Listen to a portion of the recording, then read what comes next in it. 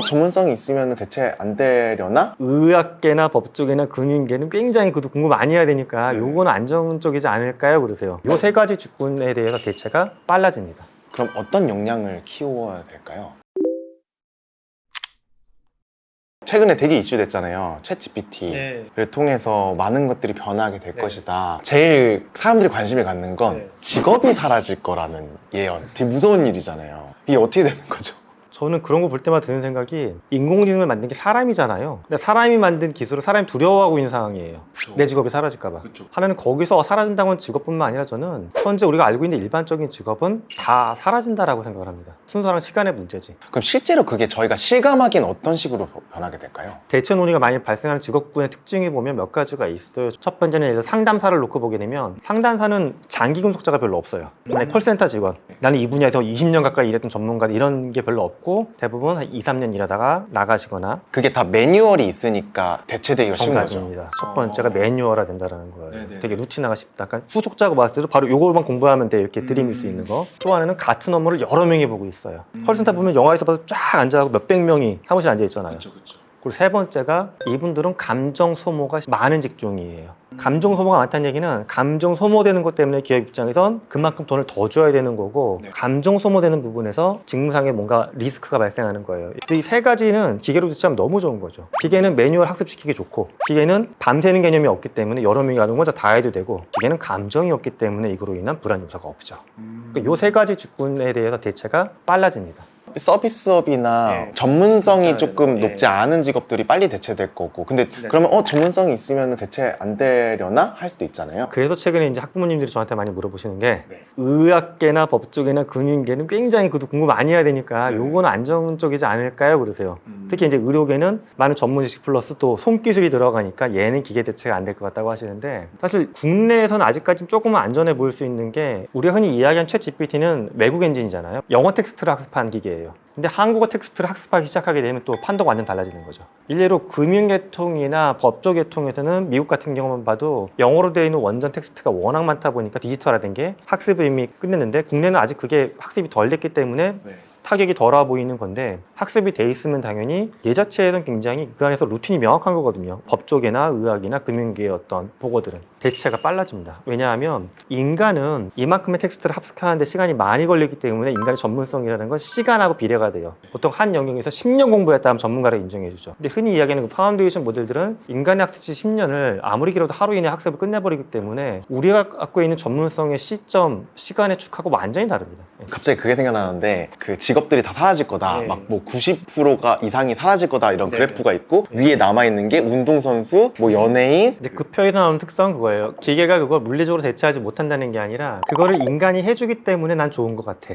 부모하고 자식 간에 연기를 하는데 이게 로봇이 두 대가 서가지고 연기한다? 내가 그걸 아는 순간 그 감정이 전달이 안 될 거 아니에요. 공감이. 운동도 마찬가지인 게 해외에서는 뭐 로봇 축구도 하고 로봇 격투기도 하지만 그 로봇끼리 재미삼아 붙은 거지 정말 인간이 참여하는 월드컵 없이 각 나라에서 만들어 놓은 로봇 11대가 들어가서 하는 경기 그걸 지금 우리가 월드컵만큼 재밌게 볼 것이냐 저는 아닐 것 같거든요. 나는 못하는 축구를 동일한 사람인데 저렇게 잘해? 이게 신기한 거지. 기계가 막 정밀하게 계산해서 뭐 미분적분 해가면서 공의 궤적을 계산하면서 발을 찬다 이건 재밌는 건 아니라 신기할 뿐인 거죠. 기술적으로. 예. 어떤 영역은 인간이 해야지 더 아름답고 인간다운 걸까라고 우리가 마지막에 궁극적으로 논의한다라고 했는데 그거 중에 하나가 저는 그런 운동이나 연기자의 카테고리가 좀 근접한 거라고 저는 생각을 해요. 예술 분야 쪽. 예, 예술 분야도 그렇고요. 그러면 과거에는 그 전문성, 기술 이런 것들을 가지려고 그런 역량들을 키우려고 많이 노력해왔잖아요. 그런 것들에서 좀 더 벗어난다는 거죠. 미래에는. 그렇죠. 그럼 어떤 역량을 키워야 될까요? 저는 자기를 표현하고 남이 표현하는 걸 해석하는 능력이 가장 중요하다고 보는데요. 근데 요즘에 이런 디지털 도구들을 많이 쓰는 세대의 약간 과거하고의 다른 점이 뭐냐면 남이 표현해놓은 장문의 텍스트 긴 영상을 잘 못 봐요. 굉장히 짧은 미디어나 영상에만 집중이 되다 보니까는. 그러다 보니까 앉아서 대화를 할 때도 대화의 호흡이 굉장히 빠르고 모든 형용사가 몇 개 안 되면서 굉장히 자극적인 형용사예요. 요거로 티키타카 하면서 대화가 되는 거니까 20살 정도 더 많은 어른이 옆에서 보게 되면 얘네들은 뭔 대화를 하는지 모르는 거예요. 내가 생각하고 하는 걸 표현하는 걸 못하게 되고 상대방이 얘기하는 걸 이해를 못하게 돼요. 좀 더 깊게 들어가면 감정에 대한 겁니다. 나의 감정을 정밀하게 전달하고 상대의 감정을 정밀하게 해석하는 능력. 저는 이게 인간이 앞으로 더 학습을 해야 되는 역량이라고 생각을 합니다. 그런 역량을 갖춘 인재가 살아남는다는 뜻일까요? 그렇죠. 이렇게 보시면 돼요. 번역 업무를 하는 직원이 있다. 지금 보면 대부분의 기업에서는 그럼 영어 점수가 엄청 좋은 사람을 뽑으려고 해요. 제가 그런 경영자한테 이런 질문을 던져요. 2명의 최종 면접자가 있는데 한 명은 토익 만점인데 표정도 읽혀지지 않고 이 친구가 우리 회사를 들어오고 싶은 건지 뭔지 잘 모르겠어. 나쁜 사람은 아닌데. 근데 두 번째 친구 봤더니 토익이 800점이야. 근데 감정도 풍부하고 회사 들어오고 싶은 마음도 전달되고 친구하고 얘기한 것처럼 마음도 좀 편해져. 사장님 누구 뽑으실 거예요? 그럼 사장님들은 99%가 당연히 두 번째 뽑아야죠 이래요. 왜냐? 영어 부족한 건 공부할 수도 있고 기계로 대체할 수도 있는 건데 인간의 대화라는 게 소통이라는 게 단어가 좀 틀리면 뭐해. 해외하고 비즈니스 할 때 뭐 영어 시험 보는 것도 아닌데 정답을 알고 있는 거예요.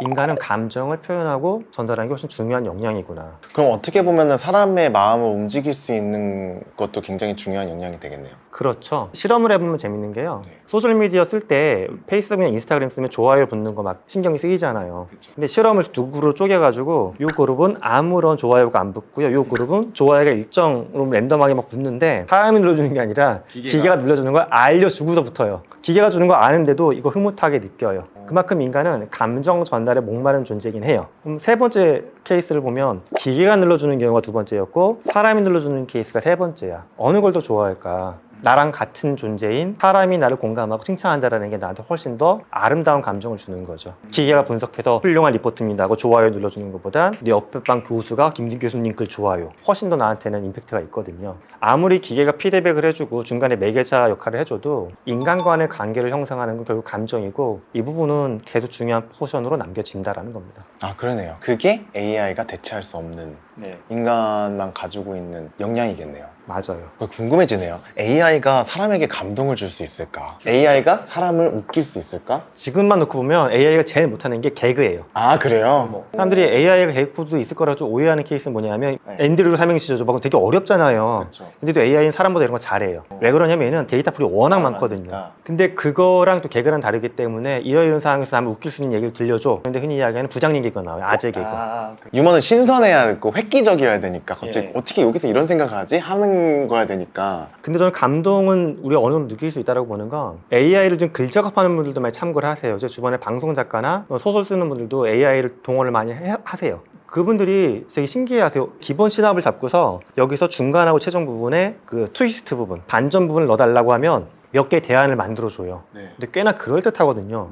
이분들이 궁금한 건 그거예요. 이게 마치 사람이 뒤에 들어가 있는 것처럼 꽤 그럴듯한 대안을 만들어 오는데 어떻게 되는 거냐고. 그럼 좀 물어보죠. 소설가한테. 선생님이 이때까지 이 소설을 쓰기 위해서 태어나서부터 지금까지 몇 권의 소설책을 읽었을 거 같냐고.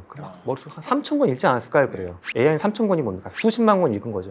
학습량 자체가 훨씬 많은 거죠. 그러다 보니까 원래 없던 거를 만들어내지는 좀 못한다고 보지만 기존에 있던 걸 정밀하게 조합해서 마치 나달처럼 나눠가지고 그냥 이어붙여가지고 기존에 없던 감동인 양 저한테 들이대는 거는 가능해요. 얘기 듣다 보니까 되게 무서워지거든요.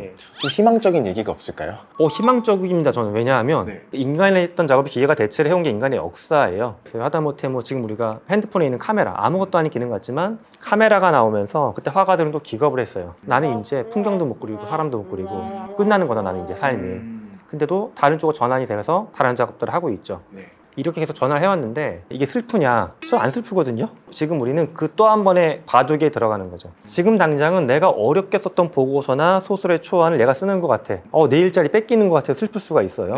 하지만 이거를 그대로 옮겨만 놓는 거면 뺏긴 거예요. 이건 내 일자리를. 하지만 제 주변 작가분들만 봐도 초안을 잡으면 이걸 비평적으로 굉장히 바라봐요. 이 중에서 이건 뜯어고치고 이건 버려야지 막 잘라내고서 일부 갖다가 그냥 약간 쓸 뿐이거든요. 이러면 나는 이걸 통해서 더 좋은 글, 더 깊이 있는 글 쓸 수 있는 하나의 원료로만 쓰는 거예요. 나의 글이 더 좋아지는 거죠. 나의 사고가 더 늘어나는 거고. 저는 모든 직종에서 이렇게 전환된다라고 봐요. 지금 우리에는 너무 바쁘다 보니까 깊고 복잡한 사고를 잘 못해요. 시간 자체가 이렇게 편성이 안 돼 있어요. 근데 얘가 기본적인 우리의 사고를 대신해 줄 거기 때문에 우리 나머지 시간 동안 더 깊고 원래 선되지 않았던 다른 사고라고 더 깊게 생각하고 이런 시간을 벌어주는 겁니다. 어쨌든 결국은 챗GPT, 뭐 AI, 인공지능 이런 것들은 결국 인간에게 효율성을 주는 거잖아요. 그럼 인간으로서 우리가 해야 될 일은 효율성보다는 비효율적인 것들을 많이 하는 거에 투자를 해야 되는 거 아닐까라는 생각이 드네요. 그것도 맞아요. 그 쉽게 말해 그런 낭만적인 예, 예. 일들. 그쵸. 낭만이라는 단어는 예. 굉장히 비율적인 거에서 예. 온다고 생각하거든요. 예. 낭만적인 건 인간만 할 수 있는 게 아닐까? 아까 얘기했던 뭐 예술이나 이런 것들도 어떻게 보면 되게 비율적인 걸 수도 있잖아요. 그래서